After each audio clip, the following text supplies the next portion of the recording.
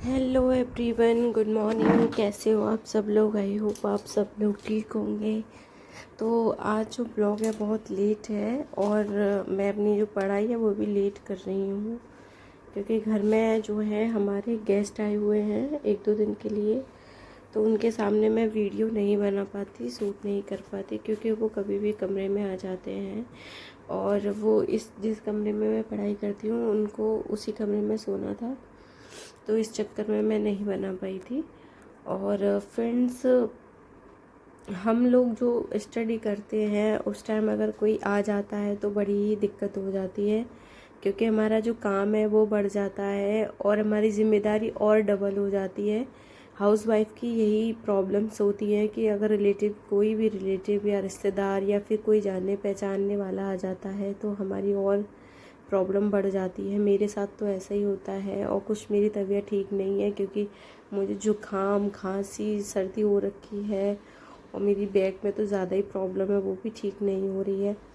तो इस टाइम मैं बहुत ज़्यादा इस मौसम की वजह से और परेशानी हो रही है, क्योंकि मौसम वैसे तो अच्छा है और थोड़ी ठंडक भी है, लेकिन थोड़ा शरीर के लिए थोड़ा हो जाता है ना, कभी कभी ऐसा हो जाता है जब आपका जो बेबी है अगर उसमें इंजेक्शन लगते हैं और केयर ना हो, जब डिलीवरी होती है उसके बाद अगर केयर नहीं होती तो शरीर भी आपका ऐसे ही हो जाता है, क्योंकि हमारे जो शरीर को बहुत सारी चीज़ों की आवश्यकता होती है और अगर आपको वो ना मिले तो आपका शरीर है ना वो बहुत ज़्यादा ही कमज़ोर हो जाता है। और मेरे साथ ऐसा हुआ, नॉलेज नहीं थी, प्लस मेरी केयर करने वाला कोई नहीं था और हस्बैंड को ज़्यादा कुछ पता नहीं था कि और क्या क्या देना होता है। और मेरी मम्मी की तबीयत बहुत ज़्यादा ख़राब थी तो वो नहीं आ सकती थी। लेकिन कहते हैं ना कि आपको एक गलती से आपको बहुत सारी चीज़ें सीखने को मिलती हैं, तो मेरे साथ तो वही हुआ है कि मुझे बहुत सारी चीज़ें सीखने को मिली हैं इस चीज़ में कि प्रेगनेंसी में मेरे कौन काम आया, कौन नहीं आया, क्या मैंने गलतियाँ की, क्या नहीं की। किसी देख कहते ना कि इंसान चाहे कितना भी झगड़ता हो, चाहे कितना आपसे लड़ता हो, लेकिन अगर वो आपकी प्रेगनेंसी में खड़ा है, आप अगर माँ बनने वाली हैं तब वो आपके साथ खड़ा है ना, तो उससे अच्छा दोस्त आपको नहीं मिल सकता। वो सबसे अच्छा होता है। आपको वहीं दिख जाता है कि वो आपके साथ है या नहीं है, आपके साथ रहेगा या नहीं रहेगा, वो आपको कितना पसंद करता है या नापसंद करता है।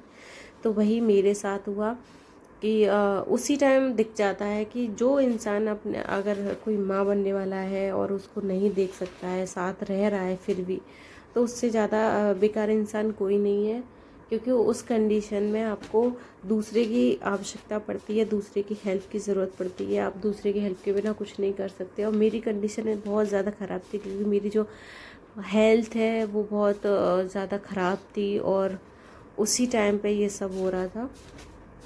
तो वही औरत को वही चीज़ें याद रहती हैं कि देखिए, मैं अपने पर्सनल एक्सपीरियंस से बोल रही हूँ कि अगर आप एक बार किसी का साथ दे देते हो और बार बार उसका साथ देते रहते हो और फिर भी वो आपकी कदर नहीं कर रहा है, तो आपको पीछे हट जाना चाहिए।